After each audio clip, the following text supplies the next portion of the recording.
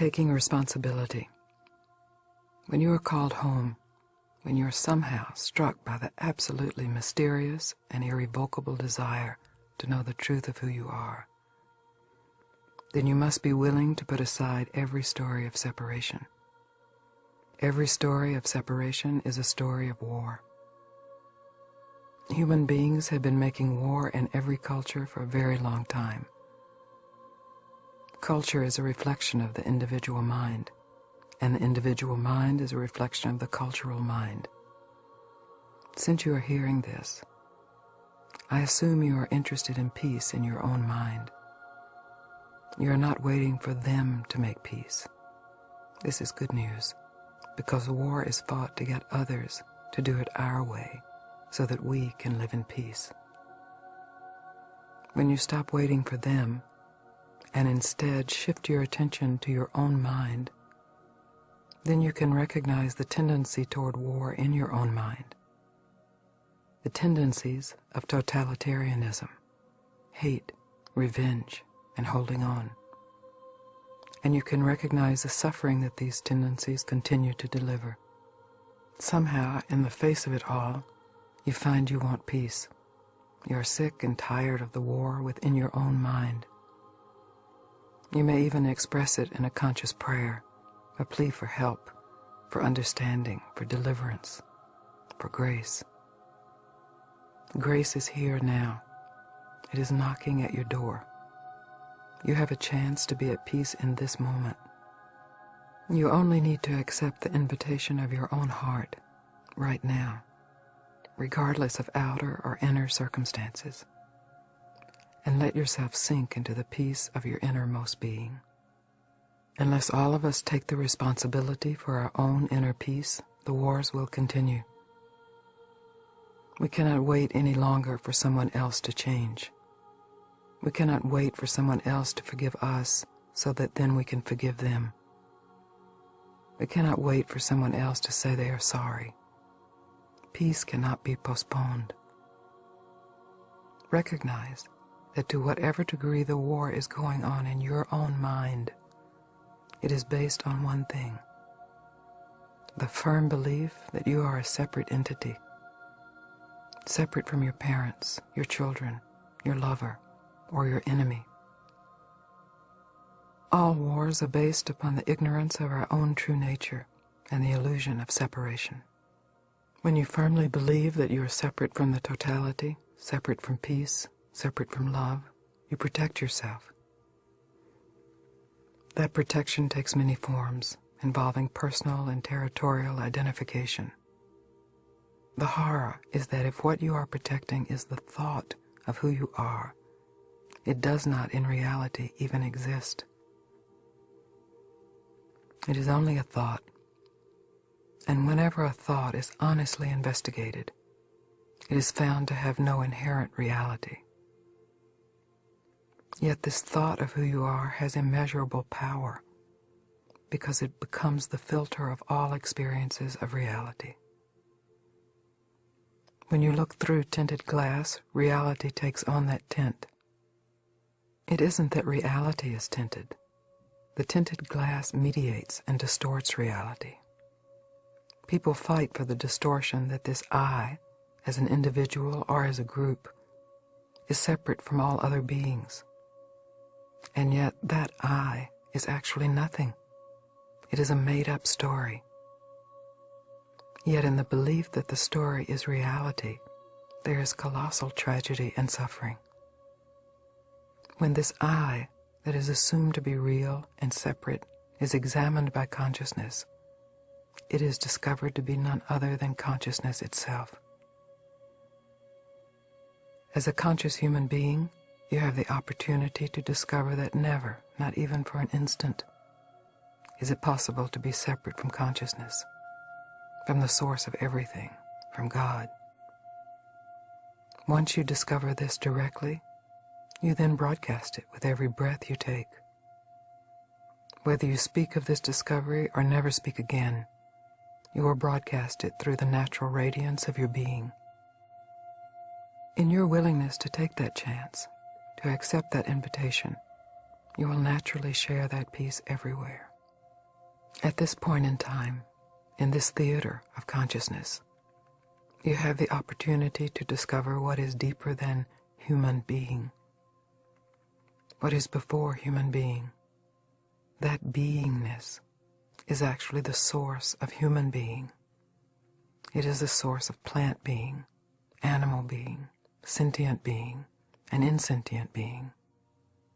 That beingness is alive with intelligence and presence, and it wants to know itself in you so that it can know itself everywhere.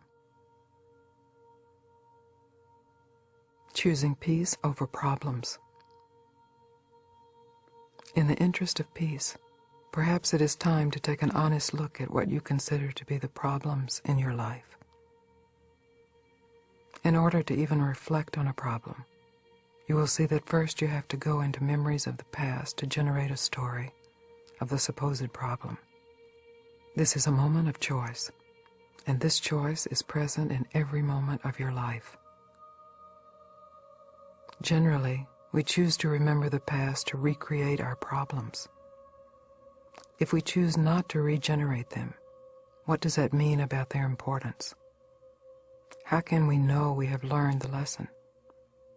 We have an investment in the problem's importance, so that we go back to the past to conjure it up again. This is called rebirth. This is the choice to be reborn with the same problems, stories, and miseries, day by day. Once we are aware of that choice, we have the possibility of recognizing exactly what is required to keep any problem alive. It is necessary to invest time, energy, and effort on what was to keep feeding the importance of the problem. We search for answers to alleviate our problems and to end our suffering. But the search follows the rebirth, a rebirth that we have actually chosen. The choice we often make is to be reborn as the sufferer, rather than simply being here as nobody, as nothing. The willingness to be nothing, to defend against nothing, can lead to exceedingly intense feelings. A great fear can arise. I could really disappear here, and then the whole of my life will be of no actual importance. But you have to understand that this is going to happen anyway. You really will disappear at some point. And even though you may make great contributions in your life, finally they too will disappear. So the question becomes, are you willing, at least for this moment, to not be reborn? If you are, then you can recognize what is unborn, what remains alive without story, without suffering, without problem. Recognize what remains alive and let its spaciousness, its peace, be revealed as your own heart. You can recognize it as yourself, having nothing to do with birth or death. If you are willing to be true to that recognition, then rebirth is not a problem, because then your story, your problems, are consciously recognized as appearing in the vast intelligence of who you truly are. Then you know yourself as essentially free of any past. The past can be welcomed, can be learned from, and can be appreciated in its full spectrum of beauty and horror. Victim no longer.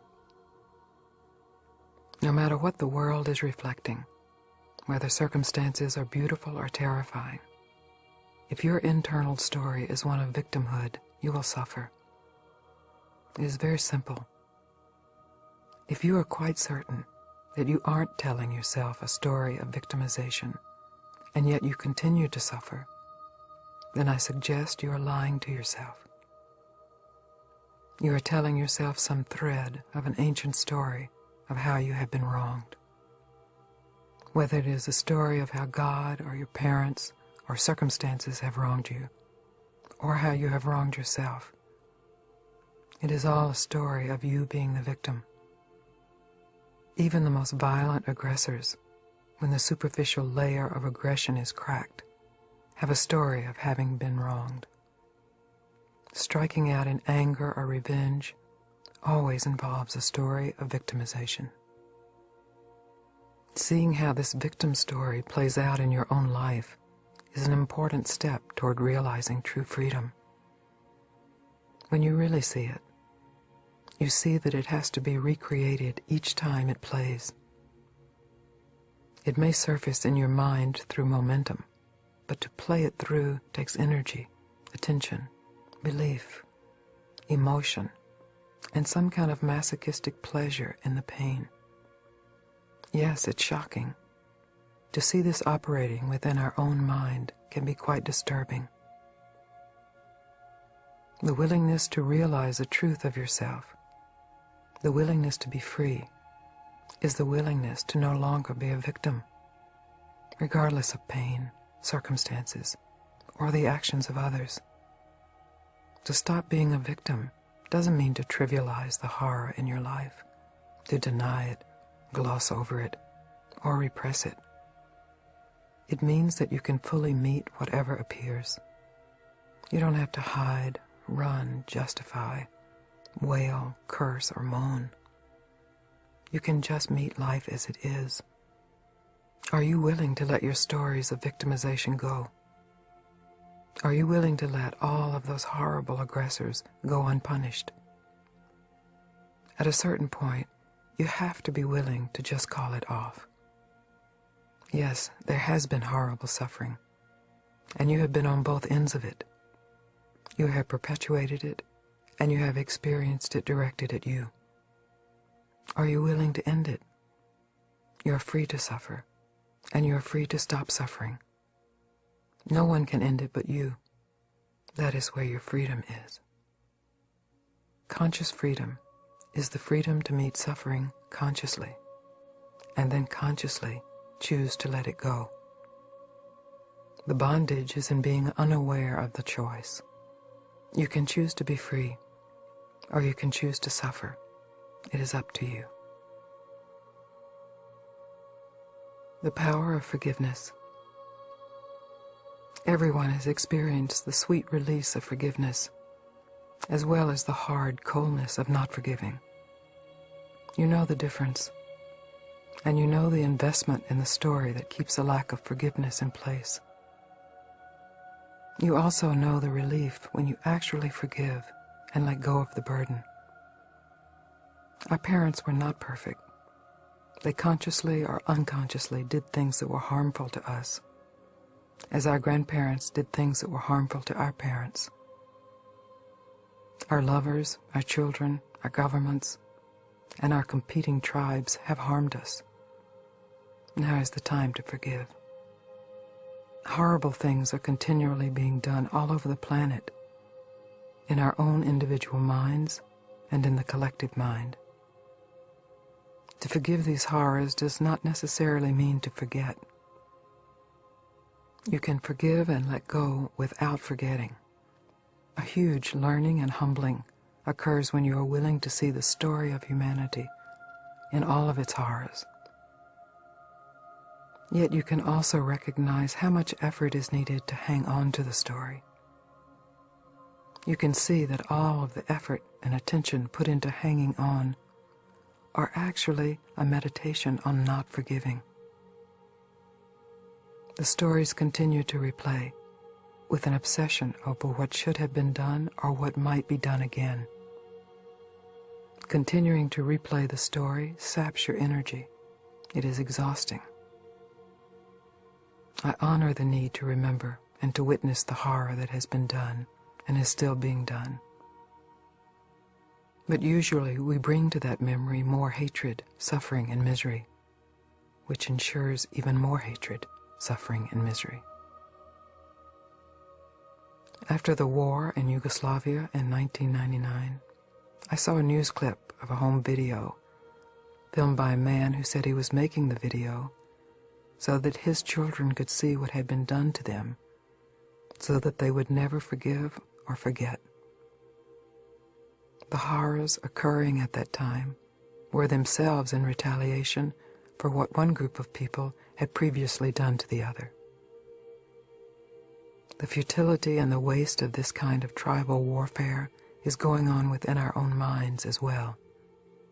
I'm not going to let go of what they did to me because it was wrong. Yes, wrongs have been done and are still being done.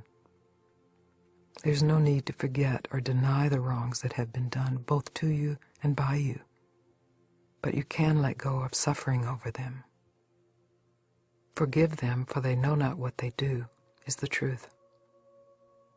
Any war that is going on because of what happened yesterday is a result of ignorance, of holding on to some idea of revenge.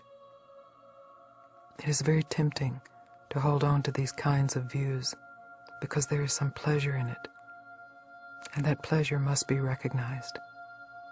It is the pleasure of egoic righteousness. When you are unwilling to forgive, and you are holding on to a story of your suffering and who did it to you, you are cursing them, whether consciously or unconsciously. You must be willing to stop the karma with yourself. Be willing to say, no, this time it goes no further than me. This is the willingness to be at peace. The willingness to forgive is a natural outgrowth of the willingness to be free, and gives you the clarity to recognize the temptation to hold on. I once called my mother on Mother's Day. My mother was a sarcastic and mean alcoholic. Alcohol was poisoning her, shifting her whole personality. I had had some space from her for years, and I decided one year that I would call her on Mother's Day and simply lie to her and tell her what a great mother she was. She was old and sick, and she didn't have many years left, so why not? I called her and told her what a great mother she had been to me. And as the words came out of my mouth, they were true. I didn't mean she had treated me well, because she hadn't. I didn't mean her intentions were great. Sometimes they were, and sometimes they weren't. But as I told her that she had been a good mother, my life experience was finally augmented by my relationship with this difficult woman. My difficulty with my mother finally contributed to the richness of my life. In that sense, she was indeed a good mother.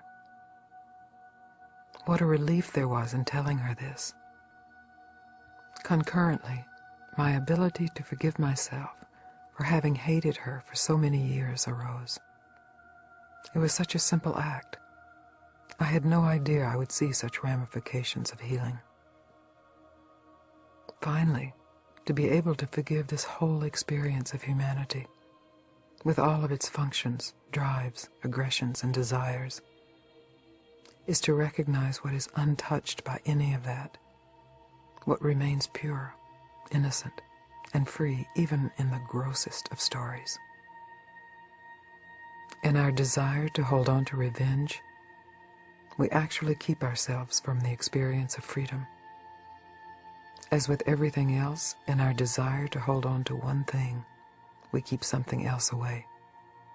In the desire to give something, we actually receive. You can inquire directly within, what am I not willing to forgive? As you do this, you find another opportunity to bring to consciousness what has not been consciously seen, what might still be holding your mind in bondage. No effort is needed here, only the willingness to be completely honest. Once you have honestly seen what you are not willing to forgive, you might also find it helpful to ask yourself, what am I willing to forgive? Recognize forgiveness and savor it for a moment. It is important to not force anything, just to welcome all into the heart of consciousness. Can you forgive? Can you accept forgiveness?